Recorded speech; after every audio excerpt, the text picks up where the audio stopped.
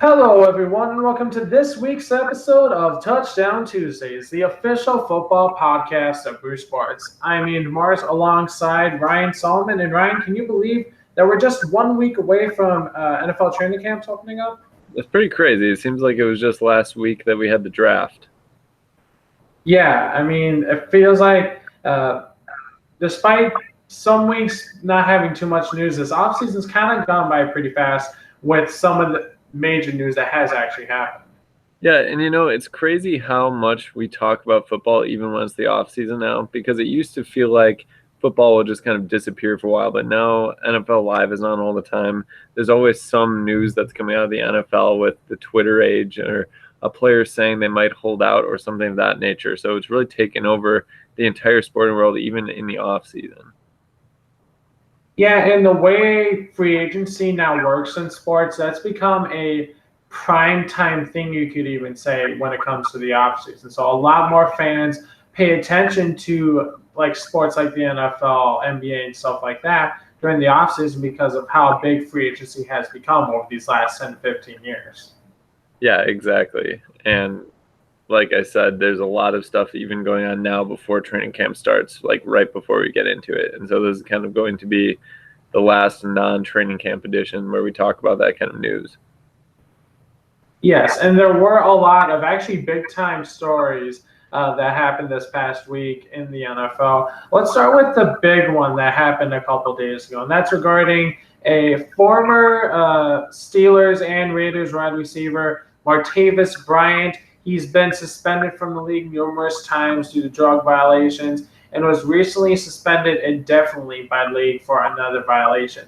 He has now applied for reinstatement. He applied through email to the NFL. So he is looking to get back into the league. However, because of all these drug violations that he has had since coming to the league, do you think he deserves another chance in the NFL? I mean, this is a topic that we get into a lot with different players is how many chances do you really get before you just decide no more? And we went through this a lot with Josh Gordon, and that still hasn't worked out. Martavis Bryant is a guy that's had some attitude problems, obviously some drug problems. I don't think he's showed the talent to really warrant being given this many chances for an NFL team. At best, he was probably a solid number 2 receiver, not really a number 1 receiver. I mean, maybe if you're really missing a wide receiver and you think you could go to the Super Bowl and win it if you just had one more guy, give him a chance. But otherwise, he's shown time and time again that he cannot rise to the occasion and stay clean and stay out of trouble. Yeah, and looking at Brian, he definitely does have talent. We have seen him go off, especially with his time with the Steelers. But like you said, he's had a lot of issues in the past. And typically, guys that have lots of issues, they don't get too many opportunities. I mean, you look at a guy like Josh Gordon, a guy who you could say maybe is getting an exception, but you look at his case now, he's still not really not getting a chance in the NFL. Still technically with the Patriots, but who knows if he'll even end up suiting up another game for them. The case with Bryant, the reason why I still think he might have a chance, he still is young. I mean, I feel like if he felt like he wasn't going to have any more issues, he wouldn't have tried applying for reinstatement. Now, just because he applies doesn't necessarily mean he's going to suddenly get put back into the NFL. This is going to take a long process. There's going to be the process of if the reinstatement gets approved, when they decide to enter the suspension. Who knows? This could go on well past this upcoming season. So we might not even see him come onto the field for at least another year or two. I think that there still is an opportunity. I think that it's slim, but for right now, I'm saying that he deserves one more chance. But at this point, with all the chances he's had, if he blows this one, this probably will be his last opportunity before he tries football elsewhere and maybe just moves on from football in general. So you think this won't be his last opportunity? I think this will be his last opportunity. Oh, you think it will be his last opportunity? If he does end up getting reinstated, I think he deserves this one last chance. So do you think he'll be picked up quickly after he gets reinstated, assuming he does, or do you think he'll spend some time on the shelf before an NFL team gets desperate enough to bring him in? It kind of depends on how long this lags out. If this goes, like I said, if this goes well into this season, I don't see him getting picked up until next season. If it goes like, let's say, into next off season, there's a chance we might not. I could see him getting a training camp. Right? I think the talent alone is there where someone's going to want to take a chance. Maybe a team like the Dallas Cowboys, I could see giving him an opportunity. Maybe he gets a second opportunity with the Raiders once they're in Vegas. I think that one of those teams could be a possibility. Or you see a team that's struggling at the receiver position depth-wise will give him an opportunity. It really depends on how long the reinstatement process takes for him. I will say this, I'm never shocked when these players get another chance. We see it time and time again that no matter what seems like the last straw, there's always one more chance in there for most of these players. But I believe we had some new deals happening, didn't we? Yeah, there was a deadline this past week regarding players that were offered the franchise tag to come to an agreement on a long-term deal, and we did have that happen with a couple of bigger name players. First one is Grady Jarrett, defensive tackle for the Atlanta Falcons. His reported deal, I believe, is for 4 years, $68 million. And then the other one was for Robbie Gould. And it was a weird situation for Gould. Seemed like he was going to be the long-term option there, then demanded a trade, wanting preferably to go back to Chicago. And then they were able to work out a deal where I believe it's rough. It's, as of right now, 2 years, but depending on certain parts of the contract, could go up to 4 years. So both getting good term deals. So definitely good for them. We did have a couple players. We did have one player not beat the deadline, and as a result, didn't get a new deal. That was Jadeveon Clowney, former #1 pick for the Houston Texans. Now, of these three deals, which one of these would you say is the most important? I think that the Jadeveon Clowney deal is the most important, and because there are some interesting circumstances surrounding part of why it didn't work. So Jadeveon Clowney didn't get a new deal done because he felt like he was being shortchanged by the designation that he was a linebacker instead of a defensive end, which he felt would have warranted him about $1 million more in his contract. So I think it's interesting that we're seeing a team try to work around basically paying a player more for a position spot by deciding that he actually lined up at a different position more than he did the defensive end one, which would have given him more money. And the fact of the matter is most of the time he did actually line up as a defensive end, but they still wanted to designate him as a linebacker. Yeah, and that's the tough thing with his position because he basically does play both those positions. So it kind of reminds me of the Jimmy Graham situation with the New Orleans Saints a few years ago when he wanted wide receiver money, but because he was listed as a tight end, even though he played the majority of his time not in that position, that he should get more money, and that ended up going out a long ways. Could that be the case for Jadeveon Clowney? Possibly, but I'm actually going to say that the Robbie Gould one's the most important one because we obviously saw him with Chicago, had a really good career, got let go, started getting things back with the Giants. But when he's been with the 49ers, you can make a case that he might be in the conversation for the best kicker in the league. He has shown drastic improvements, especially in the long-range kicking game. When he was with Chicago, he wasn't really known as a deep threat kicker. But when he got to San Francisco, that definitely helped his leg a little bit more. I think playing in the warmer weather definitely had something to do with it. And with that team, they're in a unique position where they kind of have to win now, but they have the pieces where it can take a little bit of time. But Gould's one of those pieces where you want to win now. If they can stay healthy, they can win now. It's just a matter of having the right pieces. And Gould was the right piece for that team as the kicker. So I think that's the most important one of these three. The reason why I didn't go with Clowney is just because it was kind of expected that he wasn't going to get a long-term deal done. It was the most expected, I think, out of those three. I think Grady Jarrett was probably the more likely one of the two. And then with Gould, it kind of seemed like, if anything, he might get traded. But for Jadeveon Clowney, the fact that they're off by, it's less than $2 million. So for some people, that's a lot of money. For him, that could still be a lot of money. We really don't know. But I'm not sure how long he's going to extend this out. I feel like at some point he's just going to come to terms, maybe sign a shorter, long-term deal, and maybe like a 2 or 3 year deal if that's what he's able to do, and maybe try retesting the market in a couple of years.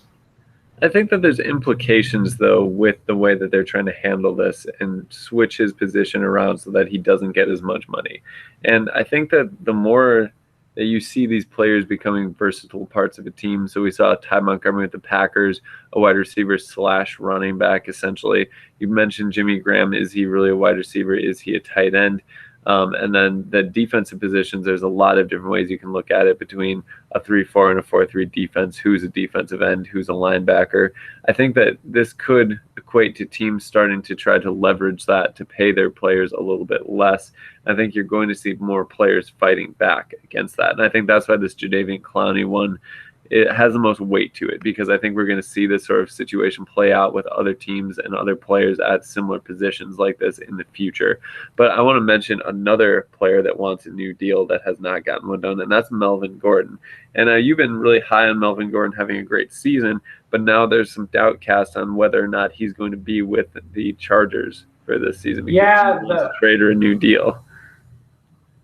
Yeah, it's a tough situation for him because he says that LA is his home. He says that he wants to stay with them, but they're just way off in terms of what they want for a deal right now. And I think part of this, if you look at the Chargers side, has to do with the injury history of Melvin Gordon. He hasn't necessarily played a full healthy season in the NFL. Now, he has improved every year, which Melvin Gordon is saying, hey, I've improved. I'm at that point where I might be in that top 5 range for running backs in the NFL. But he still is missing a few games every year. And if he's looking to get that top-level money, like a Le'Veon Bell contract, like a Todd Gurley contract, one of those kinds of deals, then he has to prove to stay healthy. And at this point, it's kind of a toss-up on where this could end up. I feel like that this could drag on into training camp, but I really don't see this being a point where he ends up missing time, because I feel if he ends up missing time holding out during the regular season, that's just going to hurt him going into next season, because we've seen some of these players that hold out. They can get off to rusty starts once they get going in the regular season, which end up hurting their value come free agency. So I think this is one of those situations where we could see him hold out maybe till the 3rd week of the preseason, come back, get ready to go, and end up playing the full season, assuming he's healthy. 2 years ago, there would have been no way that I would have said Melvin Gordon isn't going to be playing the season for the Chargers. But since that time, we've actually seen a player in Le'Veon Bell hold out an entire season of not getting paid just so he didn't have to put his body through the ringer and get what he deemed to be unnecessary carries to preserve himself. And now when we're seeing players get injured, players trying to be more careful about the way they use their body, Melvin Gordon wants to make sure that he gets top dollar for his services, to make sure that when he retires and he's hopefully not as injured, or gets at least more money for being injured or having whatever ailments he has. And this is sort of a catch-22, because he's getting to the age where running backs do start to decline a little bit, but he wants a ton of money for it. The Chargers, on the other hand, saying, we're not sure that you're worth that much money. And it's hard to put a price on a running back nowadays when they're not fetching top dollar. So this seems like it's kind of a stalemate. And he seems very steadfast in not wanting to report and not wanting to play this season if he doesn't get a long-term deal done, when he's seeing some other players like Le'Veon Bell fetch a pretty decent price. So I wouldn't be surprised if we don't see Melvin Gordon play. I think he's serious about holding out. I don't think he's going to be grudgingly come back and then play as well as he could. So I think that they're in a bit of trouble here if they're not willing to pay him. I think that could be the case too. We have seen typically in the last few years, backup running backs for the Chargers actually do very well, especially in fantasy football. But the way Melvin Gordon has changed that team on offense, I think that could be something that could hold him back. And I know we were going to talk about this later in the show, but I think it's kind of right to bring it up right now. It's regarding the question of the week. And we're going to talk about this upcoming week's question, which will get posted in the next day or two on Facebook and Twitter. It is regarding Melvin Gordon and Jadeveon Clowney, with both expecting to hold out in training camp and possibly, who knows, into the regular season. Of these two, with their situations, which one do you think holds out longer? Ugh, that's a tough call. I think that Melvin Gordon is going to hold out longer, but I could see either of these guys holding out for a very long amount of time. We know that players will do this now. They're going to use any leverage that they can to try to squeeze the most money possible out of their contracts. And now players are getting more gutsy with this because they realize that they do have more control than they previously thought. And I think that Melvin Gordon is probably a more valuable asset to his team than Jadeveon Clowney is. But I just see him as being the guy who's going to have this holdout go well into training camp and maybe even into preseason. And if nothing is done by preseason, I think you could see him hold out for a significant portion of the regular season. That's a fair point, yeah, right there. And I agree with you that it's a toss-up where it could end up happening with both these guys. But I'm going to say Jadeveon Clowney in this case, though, and the reason why has to do with both of their contracts. Melvin Gordon is still on a rookie deal. You look at Jadeveon Clowney, he got offered the franchise tag. And what guy did we just mention was in a situation where he held out a whole season with the franchise tag? That was Le'Veon Bell. So Jadeveon Clowney has not signed the franchise tag yet. As a result, because he doesn't sign that, he doesn't technically have a contract with the team. They still own his rights and everything, but he's not necessarily getting paid. Now, once he signs that, he basically commits to becoming a part of that team for the season. But if he doesn't sign that, he's just automatically giving up his right to play for the year, as we saw with Le'Veon Bell. Melvin Gordon, you look at his case, since he is still under contract, his case, I can see him holding out through training camp, taking some of those fines. But once it comes to regular season, where the fines get heftier and heftier because of it being in season, it's going to take a toll on him. So I think financially it makes more sense for Gordon to come back sooner. And that's why, as a result, and with Clowney being a number one pick, he's already earned more money at this point in his career than Gordon. So Clowney couldn't afford more at this point to stay out. So that's why I think just based off of the contracts, it makes more sense for Clowney to stay out longer. See, I think that the difference here is that the money that you get or the money that you waste when you hold out is never really worth it.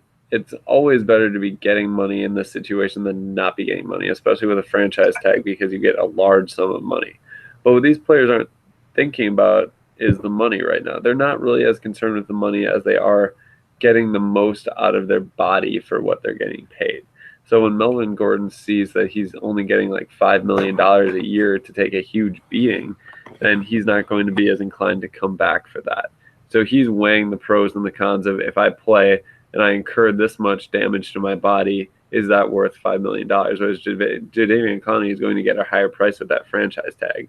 So neither of them are in an advantageous position if they miss games, but Jadeveon Clowney would get more money if he were to play, and therefore it would be more worth it. Whereas Melvin Gordon, if he thinks he deserves a contract far higher than what he's getting, then he can just recoup that money that he loses without having to take the physical toll on his body. That should, in theory, prolong his career and enable him to make more money at a higher salary later. Fair enough right there. That question, again, will be posted in the next day or two on Facebook and Twitter, so keep an eye out for those when it does get posted. We do want to give the results for last week's question. It was regarding the Chargers and the Rams, on which LA team would end up having more success this upcoming season. Ryan and I last week both picked the Chargers having better seasons. Doubting that. That's true. We might be. Facebook still thinks it's the Chargers. 56% of viewers picked the Chargers. Twitter actually picked the Rams. They had 62%. Let's discuss this quick. If Melvin Gordon ends up missing time this year because of this holdout, would you flip flop your pick? I would pick the Rams if Melvin Gordon misses time with his holdout. I think that he's a really important part of that team, and it makes a whole new dynamic of passing for that offense, catching the ball out of the backfield. And I think he's better at that than any of the other players on their roster, Austin Eckler including. So I think that if he doesn't play, that offense does not have nearly as much production as it did the last couple of seasons. Yeah, the Rams definitely would be in a better position just because they are returning everyone. They are getting some of their guys back, mainly Cooper Kupp, who missed a good part of last year due to that ACL injury. We still have question marks regarding Todd Gurley and his knee issue, so that'll be something to see. But if Melvin Gordon does miss time, you definitely do have to think that the Rams, in this case, would have some more success. But we'll have to wait and see what Melvin Gordon ends up doing. Let's move on. Let's shift on to some retirement news in the NFL. So we've been talking about how the trend recently has been players are retiring at a younger and younger age.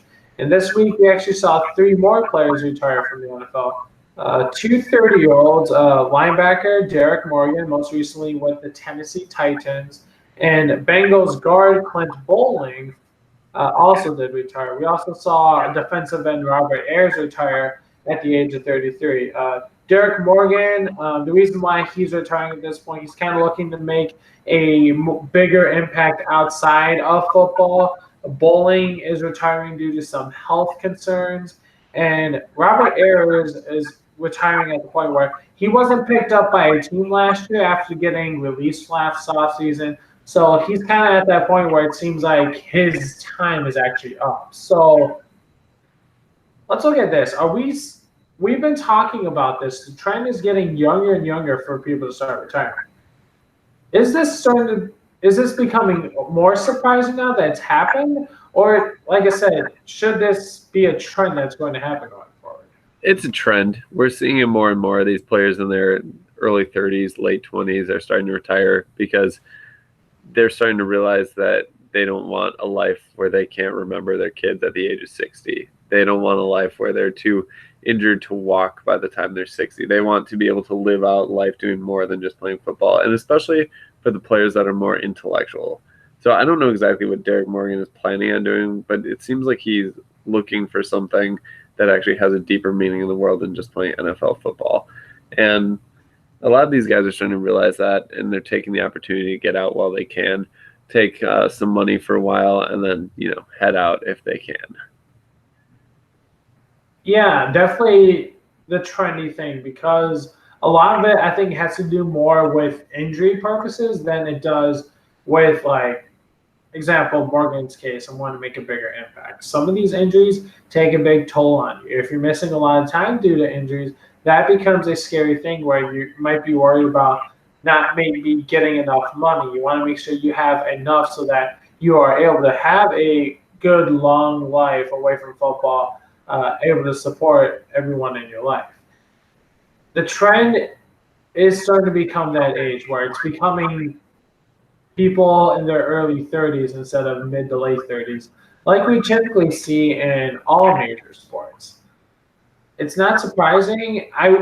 Here's the thing. It would be surprising if we start seeing the trend go back up to the mid to late 30s.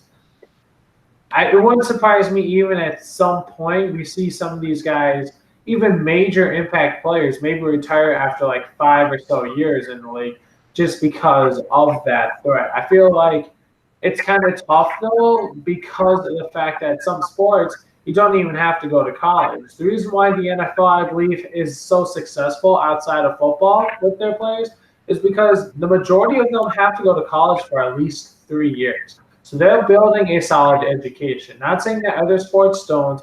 They're athletes that come out early. They do end up, well, the majority of them do end up going back to school, getting degrees, getting jobs outside of sports.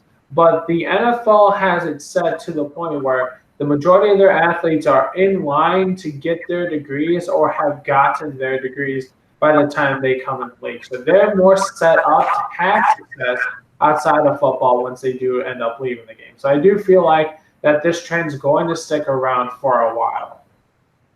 Yeah, it's almost like the NFL is just like an internship before you start your career. You do it for about 8 years or so, and then you make some money, and then you move on to something where you take a little bit less of a beating. Yeah, that sums it up right there. I mean, it's an interesting way of doing things because you used to be having these players that were lifelong NFLers, in the NFL 15 to 20 years, and then you'd retire, and then you would kind of maybe move on to telecasting or something else after that, or you would just retire and not really do anything. But now there's a big time life after football, and these guys are wanting to experience it. Yeah, I mean, I feel like me being a former college player, definitely you get that toll where after a certain point, you kind of just want to see what life would be outside of football. Obviously, I think a lot of players, once they do leave the game, do miss it. I mean, I still miss it at points to this day, but I mean, do I regret not playing football longer? No. I mean, would it have been cool to? Yeah, but I'm perfectly fine with how my life is. I think a lot of these players get to that point where they know that they are completely done with it and they know that they can have success outside. And that's why they're taking those chances. Yeah, I think we both agree that this is something that's here to stay and probably only going to increase as more information comes out about the effects of head trauma and things of that nature. But let's go on to some interesting events that came out, and that's the Madden rankings for this year. And they released the top 12 players. They released some other things. Tom Brady got involved with posting a reaction video of sorts. What surprised you the most about the rankings that you saw coming out about Madden? I'm going to look at the quarterback rankings for this one. So I saw the list, and I was looking at the first couple, and I was like, okay, that makes sense. Patrick Mahomes was a 97, so highest rated quarterback. Tom Brady was a 96. I remember I saw a comment that said, how the hell is Tom Brady a 96? He can't even run 2 yards. I got a good laugh out of that one, but I mean, obviously we know why he's a 96. I mean, the guy is a machine when it comes again to the Super Bowl. So definitely makes sense why he's 96. The next guy in line I was surprised with, and that was Philip Rivers, gaining a 94 rating from Madden. Now you look at this, puts him above guys like an Aaron Rodgers, who only had a 90, Russell Wilson, who had a 91. Now, Philip Rivers, you could say, is coming off his best year in the league, but I'm not necessarily sure I would rate him as a 94. I could make a case where you could maybe put him at a 90 or a 90. I mean, I like I said, 94 is like elite MVP or Hall of Fame bound player, in my opinion. Philip Rivers has had a great career, and I think he's definitely going to get mentioned for Hall of Fame. But like I said, he's never gone to a Super Bowl. He's only gone to one conference championship game. So that was a really surprising number to me, seeing him all the way at 94. Not that I don't think he doesn't deserve it. It's just kind of shocking compared to where a lot of the other quarterbacks' rankings were. Kind of surprised some of the other quarterbacks weren't necessarily higher. So I think it's fine if you want to put Philip Rivers at 94, but then I think you need to put guys like Aaron Rodgers at 95, something like that, because otherwise that's just kind of an odd way of ranking. And they said they wanted to put them in kind of definite tiers this year, where they have a higher tier of the superstar players, then the really good players, then the average starters, and below average starters. And it kind of sounds like they put Aaron Rodgers in like the good player, but not really good player rating. Yeah. I think that had to do with the fact that obviously they haven't made the playoffs last couple of years, and last year you basically played the majority of the year injured. So I think that had something to do with it. But once the season gets going and they do their updates, don't be surprised if he gets that 90 boosted up a little bit. Yeah, what I found surprising is I'm looking at the top 12 overall player list. If you look at the 4 players that got a 99, you have Aaron Donald, that makes sense. Khalil Mack also makes sense. Then they have DeAndre Hopkins 99, yet Antonio Brown and Julio Jones 98, which I found to be interesting. I don't know that you can really differentiate DeAndre Hopkins that much over those two players. Then they have Bobby Wagner as a 99 when they have Von Miller, J.J. Watt 97, and Luke Kuechly 98. So I was sort of surprised by that because when I hear the name Bobby Wagner, I don't automatically think one of the best players in football over some of those other guys. Yeah, and I can make a case for DeAndre Hopkins because he's a phenomenal force in that team, and you can just tell whatever quarterback you have there, that quarterback's going to go to him. DeAndre Hopkins has made some incredible plays that not even some of the other best receivers in the league, I think, could make. And I think because he carries a big load for that Texans team, that's why he gets a 99 rating. So I'm okay with that. The Bobby Wagner one, though, is, yeah, a little bit surprising because obviously he's a big-time player for the Seahawks, but I'm not sure if you could say any one of them could be a 99. I mean, that team was a wild card team last year. So, I mean, definitely I would say Wagner's in the 90s, but 99, when you look at some of those other guys you had mentioned that could be pushing that case, it is a little surprising. Yeah, I feel like at 99 has to be somebody that's like, this is one of the best players in the league, and if you have this player on your team, you're going to be getting to the conference championship game or better, you know? And Bobby Wagner, I don't think really fits that mold. I mean, Khalil Mack single-handedly transformed the Bears defense last year. Aaron Donald, an incredible force on the defensive end or defensive side of the ball. And then you have DeAndre Hopkins. I still disagree with you on. I don't think he's a complete game changer. I think he's a good player, but I don't think he's better than Antonio Brown and Julio Jones. And then Bobby Wagner just does not fit in there to me. Also, somewhat surprising, David Bakhtiari got a 97. He's one of the highest rated linemen in Madden. I'm not too surprised with that one. I mean, I think it's because he saw how he can chug a beer. But he's also been one of the best left tackles in the league over these last few years. I mean, he's been rated within the top 3 to 5 left tackles in the league, which is obviously, you could make the case, the toughest lineman position in the NFL, with it being the blind side for the majority of the quarterbacks in the league. So I could see that making sense, and I do think he can play up to that ability. I'm not complaining about that one. I just found it a little surprising. Mm-hmm. That's kind of what all those things surprised me. I feel like that order is a little arbitrary that they put those players in. I do want to give you one more scenario regarding the rankings, which I want to get your opinion on. So Lamar Jackson got a 76 overall. Mitchell Trubisky got a 75. Are you surprised that Jackson's higher than Trubisky based off of last year? A little bit, but Mitch Trubisky didn't really have great statistics. He had a decent amount of interceptions. Their teams actually got to the same point in the season, so it seems okay that they're kind of close together. I think Lamar Jackson had such a small sample size, it's hard to put him over Mitch Trubisky, but I'm not complaining about that. I think Mitch Trubisky was vastly overrated during the season. Yeah, and with these rankings, they stay like this for now, but like I said, once they update every week or so, they're going to change. So just because a guy gets a 99 now or a guy gets a 75, that doesn't mean that they're going to stay that way the whole season. They're more than likely going to change. But it is interesting the way Madden did pick out their players this year. But let's flip things over now. So these last few weeks on Touchdown Tuesdays, we've been starting to preview the upcoming season. We've picked our division winners. We've picked our wild cards. And we started doing some awards last week. So we did the MVP, Offensive and Defensive Players of the Year. This week, we're going to be looking at the rookies. So we're going to be picking our offensive and our defensive rookies of the year. So Ryan, I will have you go first, and you can pick which one you want to start with, offensive or defensive. I'll go offensive. Okay, who do you have for offensive? I'm going with Kyler Murray because I think he's going to right off the bat and get a lot of opportunity to prove himself, and there's a very low bar set in Arizona. So if he comes in and actually performs well, leads that team to like 6 wins, that's going to look really good on his resume.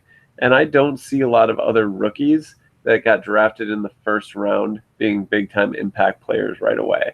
Dwayne Haskins is probably going to get a start at some point or another. I don't really think he's going to have a great rookie season. Daniel Jones maybe not even starting this year. Jacobs with the Raiders maybe getting some chances to carry the ball a hefty amount of times in games. But Kyler Murray is really the guy that's going to have the ball in his hand the most. So he's going to have the most opportunity to show that he is the rookie of the year on the offensive side. And he's in the best position based off of a team that he knows he's more than likely going to be the starter. However, I'm going to go with a guy who I predicted to probably win it. That's going to be Dwayne Haskins. I think that looking at their quarterback situation, obviously it doesn't look like Alex Smith's going to be playing this year. I mean, that's what it seemed like after that injury last year. I'm surprised Colt McCoy after his injuries in this conversation.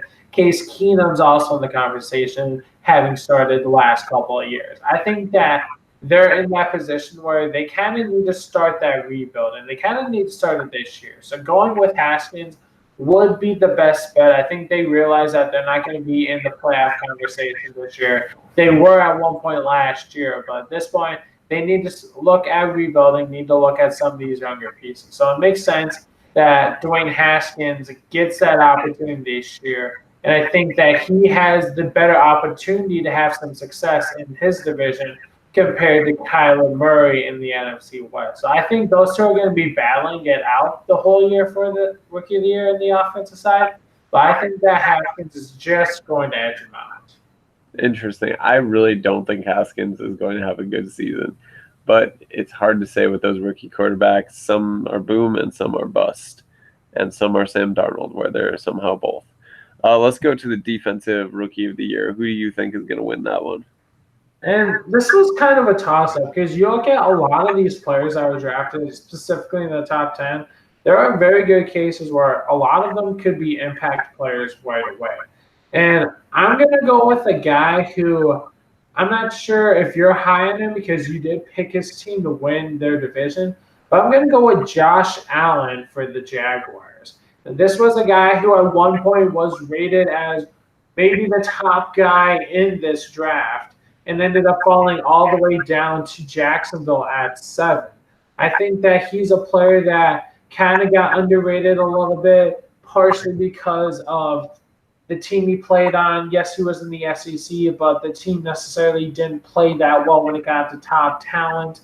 I think that he showed a lot of great flashes. A lot of people compared this guy to Khalil Mack. And if he's able to have a Khalil Mack-like rookie season and surprise some people, then he's going to be in line to win that Rookie of the Year. I think that's a good pick. The guy I selected is Devin Bush of the Pittsburgh Steelers. And the reason that I selected Devin Bush was because the Steelers are going to have a pretty good opportunity to get some takeaways on defense with that offense, presumably putting up points. And I think the linebacker position is one where you can get the stat sheet most filled up with tackles, with sacks, perhaps even an interception or two. And the problem that some of these other players have, especially when they're on the defensive line strictly, is that they don't get the showcase numbers that some of these other players do, because their job is to clog up the middle. Their job is to open holes for other people. Their job is to cause pressure so that that quarterback throws it to one of the linebackers or one of the cover guys. So I think that Devin Bush is in a great place to succeed as Defensive Rookie of the Year on a team that's actually going to be pretty good. Yeah, I definitely am a big fan of Devin Bush and the fact that the Steelers made a big move in the draft to trade up all the way to 10. The draft him definitely shows that they think he will be an impact player for them next year, and I think that he could be someone that could do that. And I'm really excited more about the defensive side of this Rookie of the Year race. I think there are a lot of guys who could really shock some people and win this award. I mean, obviously the two guys we mentioned, I'm excited to see what Quentin Williams does for the Jets. I'm excited to see what Devin White does for the Buccaneers. I'm really curious to see how Bosa does, and I'm really particularly interested in how the Raiders and Cleveland Farrell do. I'm really curious, especially since they took him at 4 when a lot of people didn't have him going even inside the top 15 or 20. Yeah, that's true. There is a lot of intrigue on the defensive side of the ball, and you really never know who's going to win that award. It could be somebody undrafted, could be someone drafted in the later rounds. You never know which rookie is going to make an impact. Yeah, it's very tough to call. And like I said, I think this defensive side will be a wide open race this year. The offense, it seems like there's a case where it's going to be a quarterback, but this,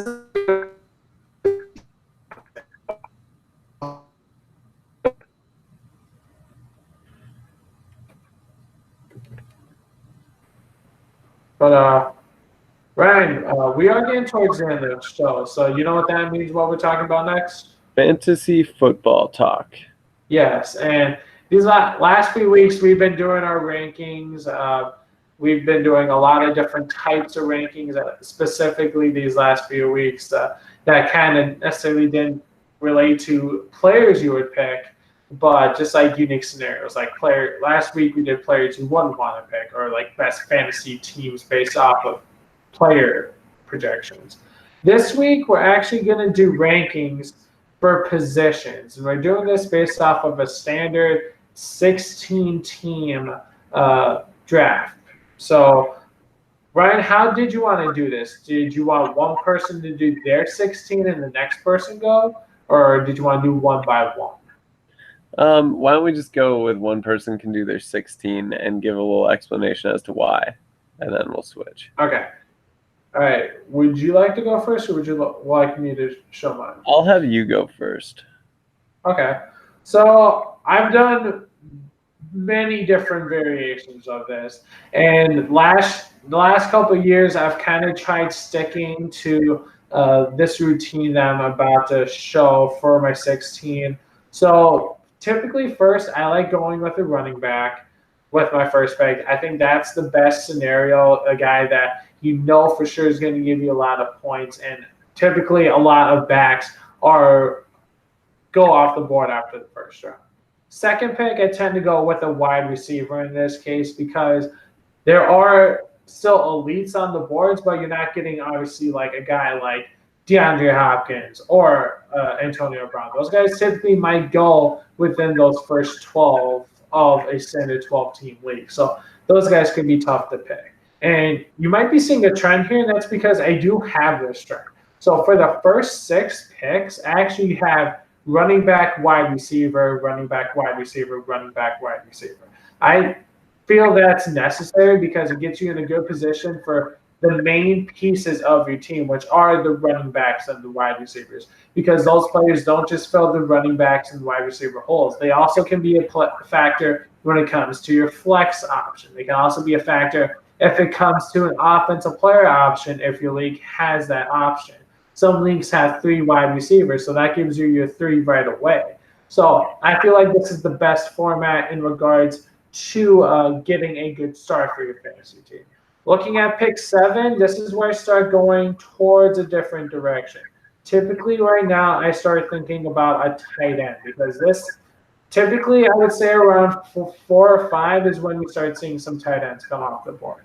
So if you want a good tight end at this point, I think this is the spot where you want to go. With my next pick at number 8, this is where I go back and change things up. So I go off of the first 6 and I go with a quarterback here.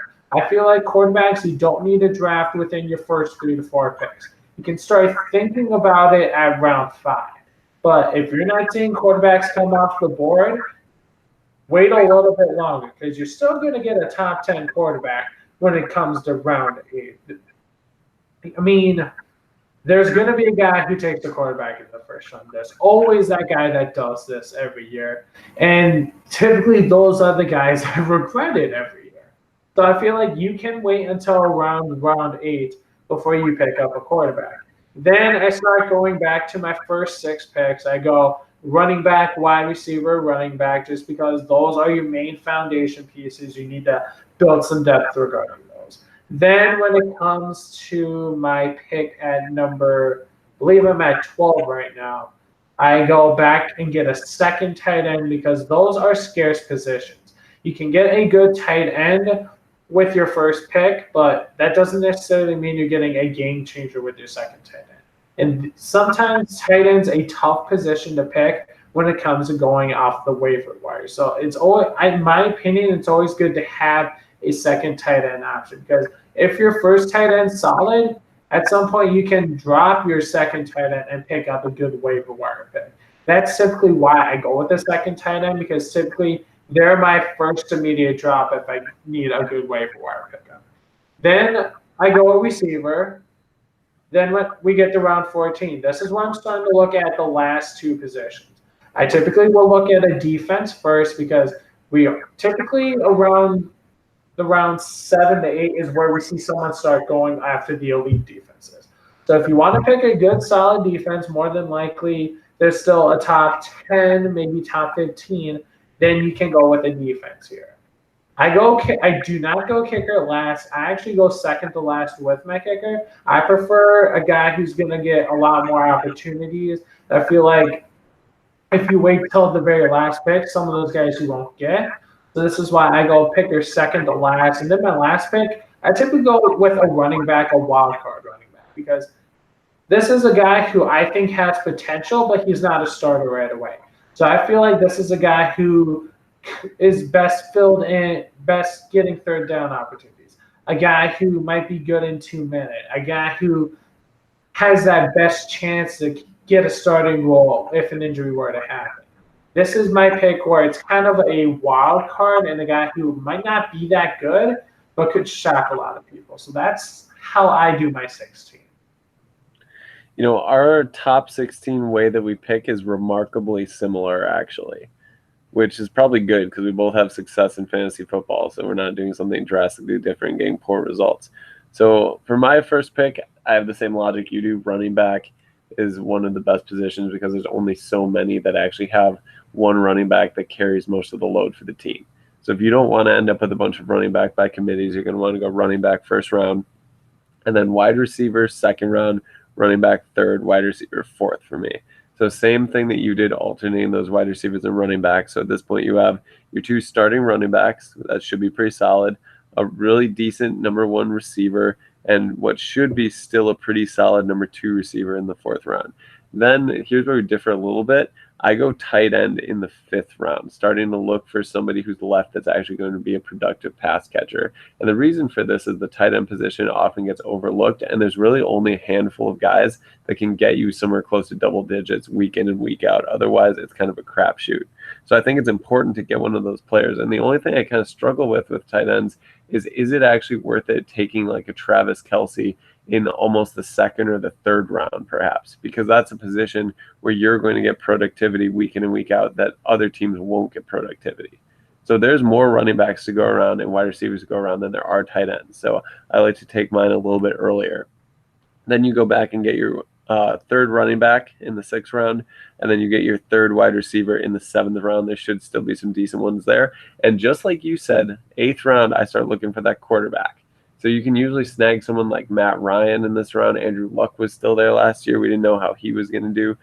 Philip Rivers oftentimes has still dropped to this location.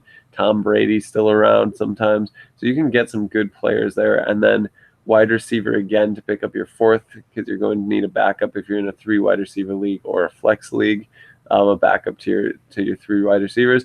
And then you can go any sort of filler you want from 10 to 12. So if you think you need some more running back help, you can try to find some running backs that are going to be sleepers. If you need receivers, you can go there. At 13, I take a quarterback number 2, just in case my quarterback number 1 gets injured. I like to have somebody else on the roster that can actually do a decent job, just in case I need somebody to fill in. And then at 14, I'm actually going to go with a sleeper tight end.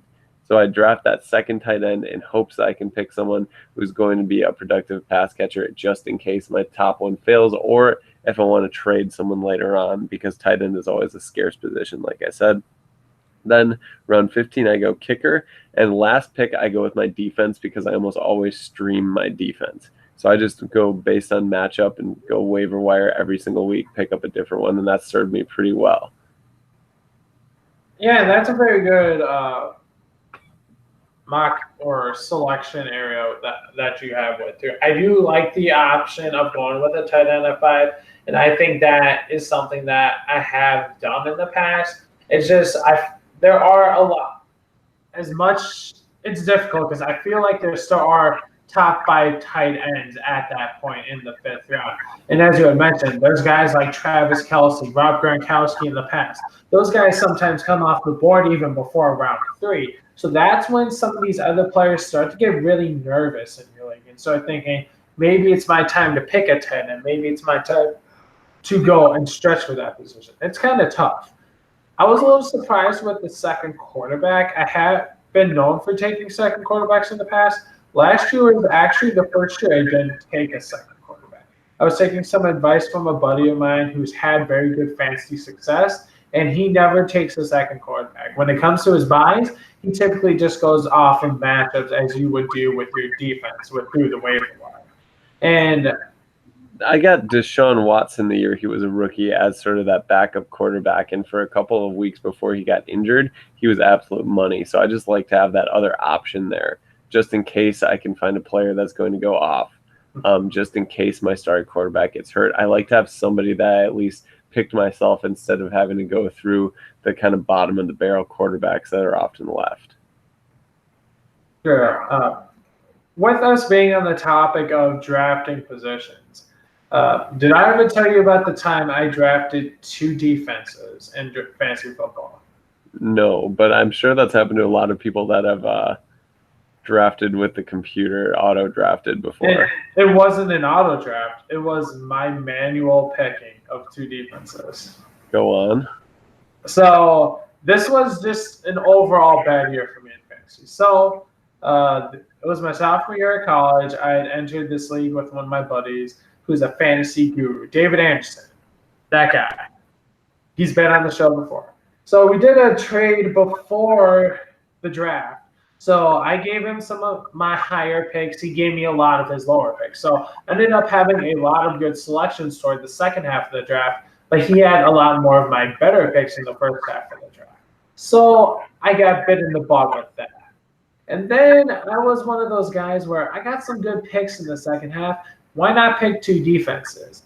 And I wasn't thinking at that point because I didn't necessarily even pick top 15 defenses. So I kind of got the trade screwed me over, which caused me to really think hard on my draft.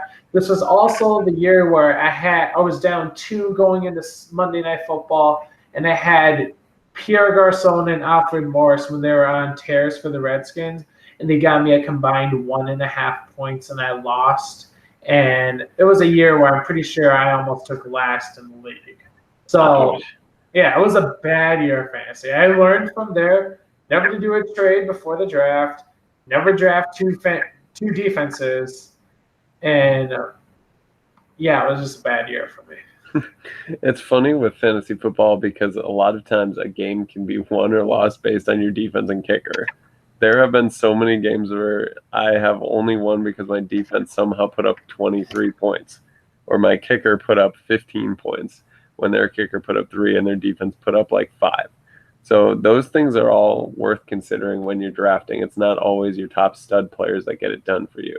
Look for a way to differentiate yourself. Look for points in places where other players don't get points. Yeah, that's definitely something to keep an eye out for. And like I said, this is why we like talking about fantasy at the end, because this is something that we focus on a lot. I know we did our first league together last year. I've been doing around 4 leagues every year. We'll see if I do that many this year, but this is definitely an important topic, especially with us getting closer to the regular season. It's easy to say you're going to narrow it down to fewer leagues. It's hard when people keep asking you to be in them. That's true. I just kind of learned to say no and just be like, I'm in a lot of leagues as it is. I got to focus and not over-focus on more leagues. That's say no when it feels so good to say yes. It's true. It's also tough when you have fantasy leagues on 3 different platforms. I'd rather just focus on one platform. That's true. You might want to figure that one out. But yeah, with that said, Ryan, that does bring us to another conclusion of Touchdown Tuesday. So what final thoughts do you have for the viewers this week? Thanks, everyone, for listening. Continue to support us by liking us on Facebook, following us on Twitter, and check us out on iTunes, Google Play, and Spreaker weekly. I guess this week we were a little late, so it ended up being Touchdown Wednesday or Touchdown Thursday by the time it comes out. But we usually do this on Tuesday evening, so if you want to stay up late and watch us live on YouTube, you can. Thanks again for supporting us, and get excited for the NFL training camp and preseason to start. Yeah, perfectly said. We are 1 week away. Again, we do want to thank you for listening to Touchdown Tuesdays. Again, we are the official football podcast of Brew Sports. Again, check us out. Episodes come out each week on iTunes, Google Play, and Spreaker. Check out our social media pages on Facebook and Twitter. Check out our question of the week as well. And like I said, thank you for listening this week. Again, we are 1 week away from training camp, and we look forward to bringing you training camp news next week in the NFL. Take care, everyone.